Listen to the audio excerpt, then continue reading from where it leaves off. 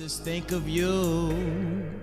Only be my need at night time. Yup, that's DDG. The one you see now was once a creator doing wild stuff to blow up. Before we had the wave of new black creators like Speed, Cenat, or JiDion, there were the OG black creators who walked so the new creators could run. The OGs that come into mind are creators like PrettyBoyFredo, Solluminati, Cashnasty, 𝐂𝐿, and the guy we're talking about in this video, DDG. DDG, a YouTuber turned musical artist, is in a unique position. He is recognized as one of the few YouTubers who successfully transitioned to a successful artist, especially in the hip-hop world. As of today, DDG has at least a Platinum and Gold Plaque, and it's by no mistake. DDG feels like he actually belongs in the artist/rapper realm. To understand my point, we have to look at other YouTube rappers that DDG tends to get compared to. Take Jake Paul for example. During his rapping career, he had the infamous platinum-selling single, "It's Everyday Bro," which at the time was the most disliked video on YouTube. But that's not why I brought him up. I want you to look at the synergy he has with the rappers he's featuring. When he was in a music video with Stunna for Vegas, Jake was awkwardly dancing along with Stunna. I mean, look at him. It's obvious that he has no idea what he's doing. There's no connection between the two. Or when there was the awkward dialogue between Gucci Mane and Jake Paul. But with DDG, you can tell that he has a good relationship with almost every rapper he features in a song. Shoot. DDG even mentioned on the Elon Musk song that Gunna and him went on a double date with 𝐂𝐿 and Halle Bailey. Or the longtime friendship between Blueface and DDG, which led up to the remix of Moonwalkin' in Calabasas, which went double platinum. But none of this would have been possible for DDG without YouTube, of course. Since vlogs are superior for getting an audience and connecting with them, DDG smartly used vlogging to develop a relationship with the viewers and use that as a catapult to move his fans to other lanes he's doing. Anybody can pick up a camera or a phone and record their daily lifestyle and post it onto YouTube. Chances are you tried and failed miserably. DDG vlogged his daily life from Pontiac, Michigan to college to LA, along with changing his friends and family's lives. But that also came with problems for him. Oftentimes, people base their perception of DDG off of his videos, but in reality, he has always been a quiet, introverted guy. He just didn't go down the cliche rapper path. He changed his character to fit the YouTube vibe, and it worked for him as it drastically changed his life. But the problem with that is that some people can't stray away from that because of who he was on the internet a couple of years ago. And it makes sense to some extent. How can someone go from this to now acting quote-unquote hard for music recognition? But the thing is, doesn't he even need it at this point? He's arguably more successful than most rappers in terms of revenue sources. But to get to that point, let's go back a bit to understand his frustration a bit more.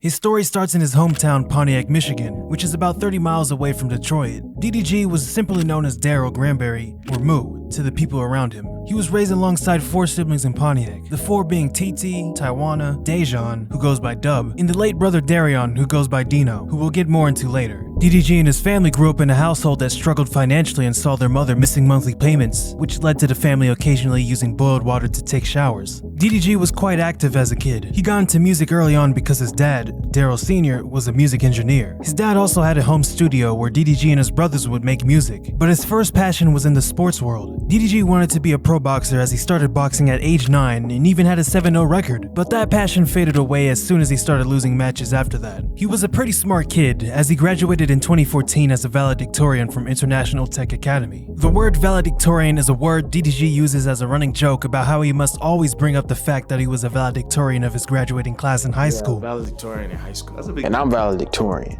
I'm valedictorian in high school. Yeah, man, I was valedictorian in high school, man. Anyway, during his high school years, he would create his first YouTube channel called Sneak Mode Gaming. Created on February 19th, 2014, DDG played games such as Minecraft and Call of Duty. He was determined to make this channel blow up, as he often promoted his videos on Twitter. But he eventually gave up on the channel, probably because the channel wasn't growing or he just got tired of it. So he moved on to the channel PontiacMadeDDG. The name for this channel was inspired by DDG's older brother DENO's PlayStation handle, which was PontiacMadeDDB. The DDB is DENO's initials. All DDG did was remove the B and added the G for his last name. This channel mainly consisted of comedic sketches, parodies, and challenges at the time, since that was what was popping off of YouTube in 2014. It's also important to note that DDG was using the now discontinued app Vine at the time. Son, all we can get is a Ferrari for your prom. Where's the Lamborghini? We couldn't get it. Come here. Please! Vine was huge for short skits, so DDG translated that content to his YouTube channel. The first couple of videos featured his family, primarily his brother Dub and cousins Von Von and 𝐻𝐿𝐻𝐿 as characters doing wild stuff together. DDG's first song known to public was Ta, featuring Von Von. Why should I pay? I have a new bitch by the end of the day. At this time, DDG wasn't looking to become an actual artist. He just wanted to blow up on YouTube and earn enough money to move out from where their family was living at the time. He even promoted his channel by wearing a hoodie that reads PontiacMadeDDG. But it was around this time when everything would change drastically for DDG and his family. On October 20th, 2014, on a Monday night, DDG was playing basketball with his friend / producer Trey, or more publicly known as Trey on the Beat. DENO, DDG's brother, called DDG if he wanted to be picked up since he didn't have a car yet. DDG replied saying that his friend could take him home. And that was the last conversation DDG would have with his brother, as a couple of hours later, the family was awoken to the news that DENO has passed away from reported gunshot wounds to the head and neck. In the coming years, the murderer was found, but the damage was still done. Such a disbelief because JiDion was such a sweet person, would do anything for anybody, and that's probably what he was doing the night he was killed. As you can see, JiDion, that was my twin brother, and I did a lot to get some closure. There ain't nothing working, so hopefully this will make me feel better. My brother didn't deserve this at all. My brother was a loving person. He never hurt anybody. This whole situation seems fake. I feel like that person didn't care. It was premeditated. They thought about it.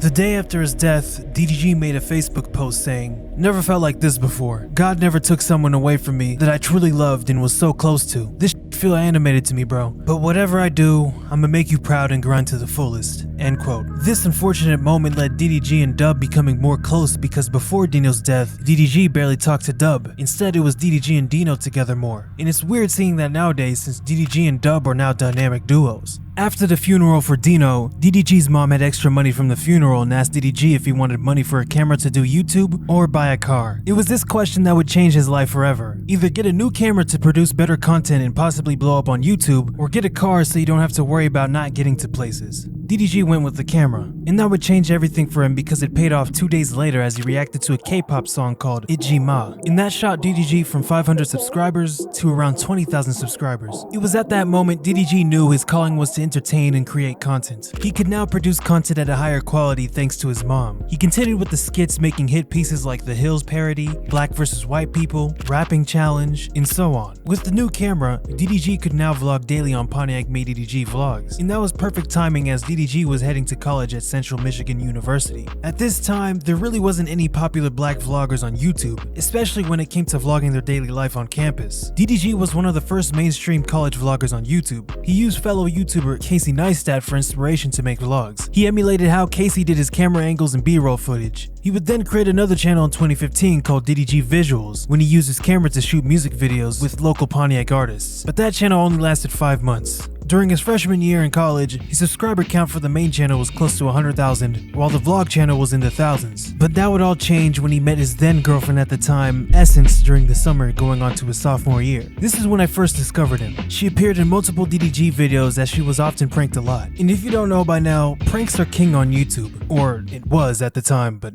I don't know what happened. Pranks like the play with my monkey video, viral. Cheating prank, viral. Killer clown video, remember the clown era? That sums up 2016 if you ask me. The pranks and vlogs with Essence resulted in both channels skyrocketing in views and subscribers. This was also around the time 𝐿𝐻𝐿𝐻 made his first public appearance on the internet as well. Anyway, after the blow up around early 2016, his revenue went from earning a couple of $1,000s a month to earning $10,000 to $20,000 a month. This is money he has obviously never seen before since he grew up broke most of his life. The money he would earn from YouTube would continue to go up while in college. In college, he dropped many hit songs like Balenciaga's and Free Parties. He also began dropping diss tracks at this time too. He dropped tracks on Donald Trump, Rice Gum, and Diss God, who we'll talk about later. It came to the point where he was earning more than his teachers, which gave DDG the realization that maybe it was time to drop out of college. My morals is follow your dreams, you know what I mean?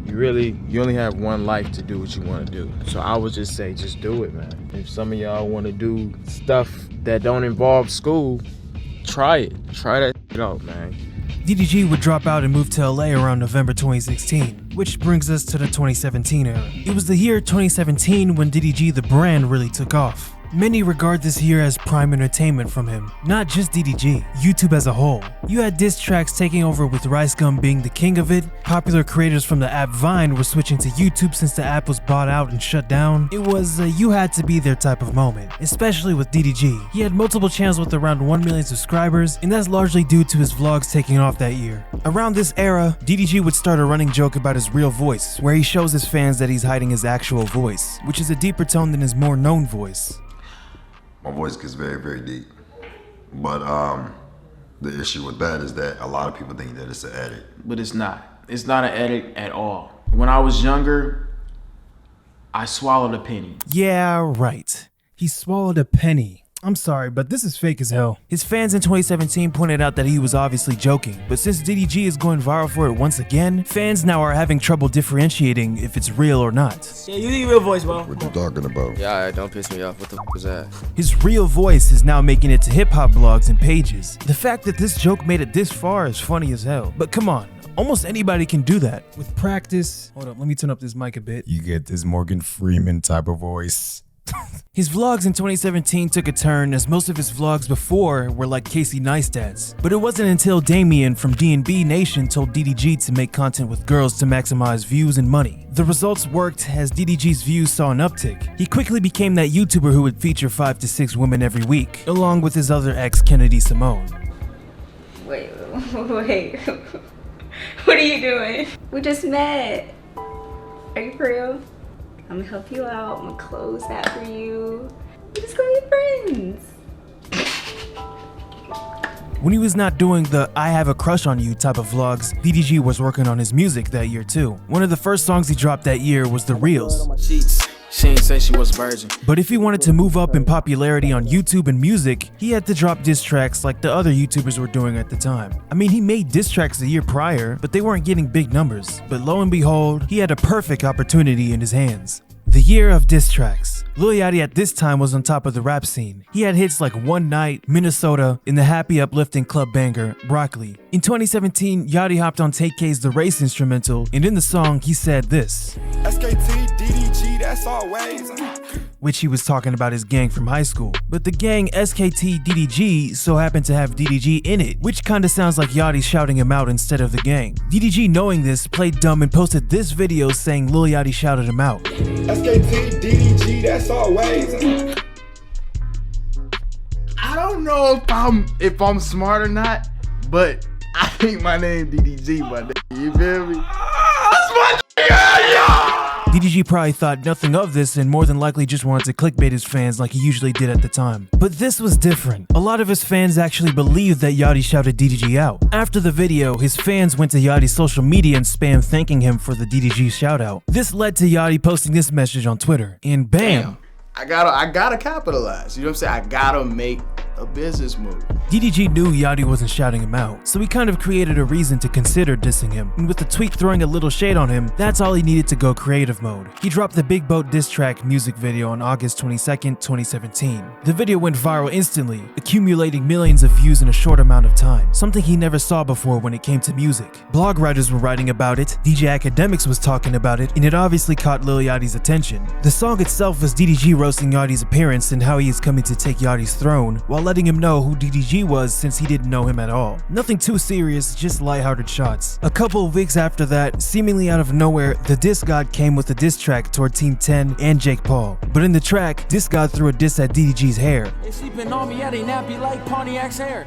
This isn't the first time both of them were caught up in a beef though. A year before that, the two would each make a diss track. But with DDG, the first diss track was towards 𝐿𝐼𝐀 to gain clout, since DDG was a lot smaller on YouTube. The Diss God, being the ghostwriter for 𝐿𝐼𝐀, saw DDG's diss track and responded with his own. Sorry, I can't find that video. But after that, DDG responded with the diss track on Diss God, and that would be it, until Diss God would reignite the feud when he joked about DDG's hair that I just talked about earlier. But that light diss was very random since the two actually squashed the beef off camera in 2016. But maybe Diss God was thinking like, oh, DDG is actually blowing up from dissing Lil Yachty. I should probably throw my name in there. Who knows? Why is he talking about me, bro? My hair is not even nappy like that. You feel me? 3 days after that reaction, he released yet another diss track on Diss God called Rice Lover, and people in the comment section didn't like it. You said my hair is nappy. What are you talking about?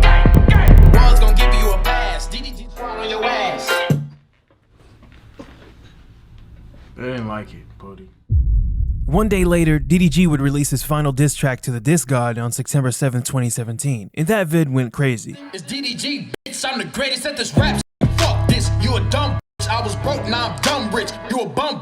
Get my hair in that. Diss God would in fact respond with 2 more disses shortly after, but it didn't matter because DDG moved on. Diss God would quit YouTube for 4 years and come back in 2021 to diss him again, and then quit once again. And that's where we currently are with that situation. At this time, DDG wasn't taking music seriously since there was no need to focus on that when he was already popping as a YouTuber. But then the adpocalypse happened out of nowhere. DDG said he went from making around 50K a month at the time, and then the adpocalypse hit and he went from 50K to 8K a month. So it was at that moment he knew he had to switch it up, so he decided to take on music for real. He made a brand new channel simply called DDG. This channel is strictly music. DDG and the producer slash friend Trey on the Beat collabed and made a mini hit called Lettuce, with his first feature being Famous Dex, who was a pretty big rapper at the time. Once the song was posted on YouTube, it gained 400,000 views in a couple of hours. He was then approached by the entertainment and hip-hop blog Worldstar Hip Hop because they wanted to share a single on their YouTube channel. And at the time, Worldstar was like BET in the 2000s. Once you made it on their channel, you're basically valid in the music industry. And let's just say that this was all the rapper needed to move beyond the audience he had on his own YouTube channel. 1 month later, DDG and Trey on the Beat would drop yet another viral song, 𝐿𝐻𝐿. The song premiered on Worldstar again, and this song would automatically take him to the next level.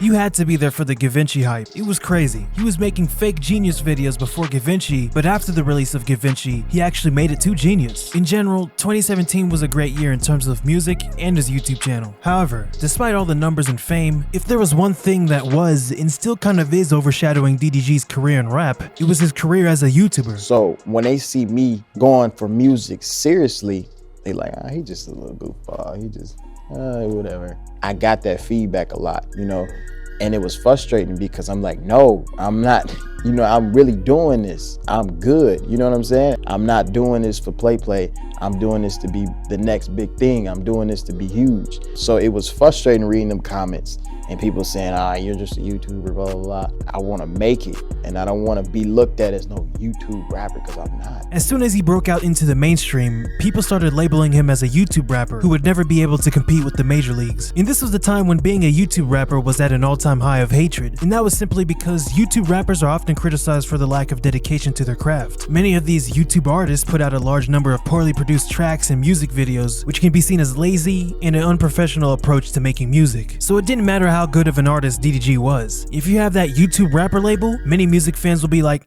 no, you're trash. Your music is fucking trash because you're a YouTube rapper. And that's what's going on with DDG. Many just won't give him a chance. But he kept going, generating buzz around his name. And soon he cracked into mainstream popularity. His hit R&B single, which was also his first R&B song, Arguments, was about his ex Kennedy Simone, who was featured in a lot of his videos. The song managed to gain millions of streams a few days after the album release, which showed just how much potential DDG had as a singer. The song eventually went gold 2 years later. At this point, both of the YouTube channels had managed to rake in millions of subscribers and views, with people just as interested in his vlogs and comedic videos as they were in his music. And instead of putting aside his YouTube career for music, DDG played a smart game and kept both running side by side. But then the pandemic hit in early 2020, and as y'all know, there was nothing to do but stay indoors for a while. With DDG, it was his time to lock in and find his sound, which he did by finding producer 𝐿𝐻𝐿. He would go on a crazy run this year as he released hit after hit after hit. But it was in July 2020 when DDG released his biggest song to date, Moonwalking in Calabasas. The song goes in depth about DDG's struggle to make a living by doing skits, as well as doing music, but it also includes a diss towards rival YouTuber Solluminati. DDG sneak dissed his longtime rival Solluminati, claiming to do the nasty with his then girlfriend Ash. DDG used some wordplay when he used the Solluminati's nickname So to describe him being mediocre in bed. DDG did in fact meet up with Ash and recorded and posted a video with them together on YouTube. He even went as far as using Solluminati's patented catchphrase, "That's tough." That's tough. That's tough. That's tough. That's tough.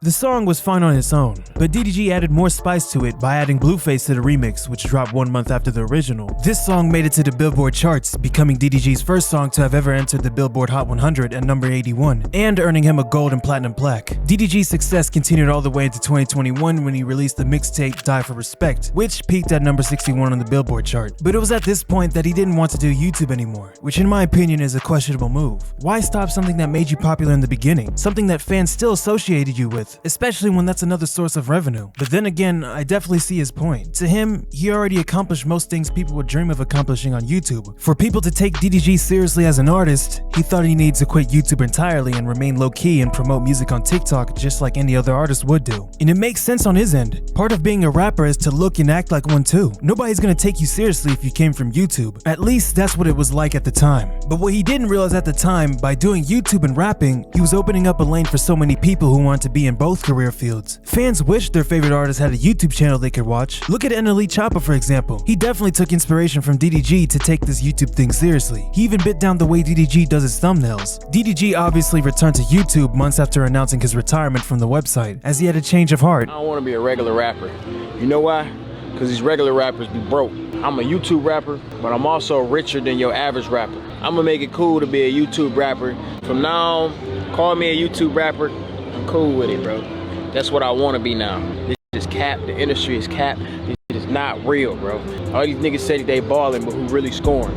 I'm the one scoring. Just look at the comments on his Instagram when he made the point of embracing being a YouTube rapper. Bia, a popular rapper, said that she wants to be a YouTuber as well. Do you see other quote-unquote YouTube rappers getting that recognition? The answer is no. Clearly, artists wants to do YouTube and Twitch now because that is another way of communicating with their audience, which further builds connection. At the end of the day, whether it's music or YouTube, the genius of DDG lies in the brand that he has created for himself. It was through the ways in which he created an online identity for himself that he was able to take all of that and turn it into a successful rap career. And with the current relationship with Halle Bailey, that is definitely taking DDG to new heights. Nonetheless, what DDG has done for his career is very inspirational. A guy from Pontiac, Michigan, living the dream he wanted since he was a kid. DDG did everything he said he wanted to do. He wanted to be a successful YouTube vlogger. You can check that. Become a successful artist with multiple hits? Check. Have a role in a movie even though it's not so memorable? Check. He successfully adapted his content by being in tune with what's popping. If that's being a vlogger, he'll do it. If Twitch is the wave,